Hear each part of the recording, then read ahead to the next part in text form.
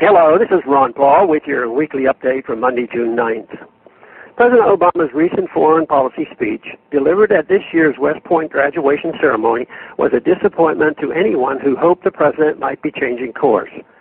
The failure of each U.S. intervention thus far in the 21st century might have inspired at least a little bit of reflection.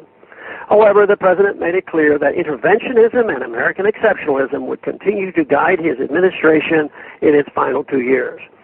The president said, "I believe in American exceptionalism with every fiber of my being," adding that the dubious claim that because of American diplomacy and foreign assistance, as well as the sacrifices of our military, more people live under elected governments today than at any time in human history. It's funny he would mention elections. Last week, the Syrians held their first multi-candidate presidential election in 50 years. Almost three-quarters of Syrian voters participated, giving President Assad 88% of the vote.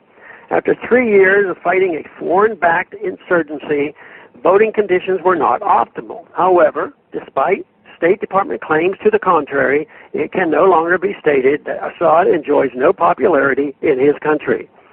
Even former CIA Chief Michael Hayden not long ago envisioned Assad winning a fair election in Syria.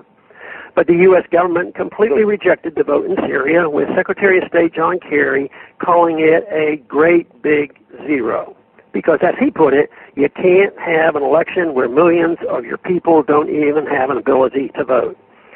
That is just what happened last month in Ukraine, however, where the U.S.-backed oligarch Petro Poroshenko won with just over 50% of the vote in an election where millions in the eastern part of the country did not have the ability to vote.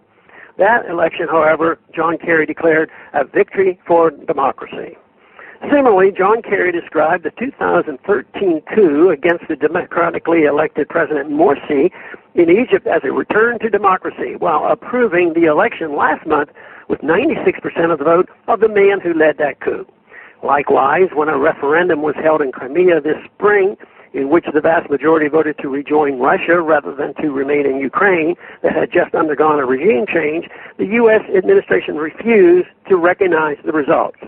For Washington, it was illegal for Crimea to vote to secede from Ukraine, but it was not illegal for a mob in the streets to overthrow an elected government in Kiev.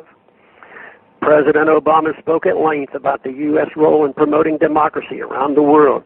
But why does it seem that the U.S. government only recognizes elections as free and fair when the U.S.-favored candidate wins? At West Point, the president announced a new $5 billion counterterrorism partnership, with much of the money going to continue supporting the rebels in Syria. Though the administration claimed it only supports moderate rebels in Syria, it has refused to explain exactly which fighting group it considers moderate. In fact, it is known that the weapons sent to moderates in Syria often end up in the hands of the radicals. This $5 billion, stolen from the U.S. taxpayers and borrowed from China, will guarantee a prolongation of the war in Syria. There is much to disappoint in Obama's big foreign policy speech. It represents a continuation of the policy of do what we say and we will subsidize you, disobey us and we will bomb you. That approach is a failure, but the neocons who back it show no signs of falling out of favor.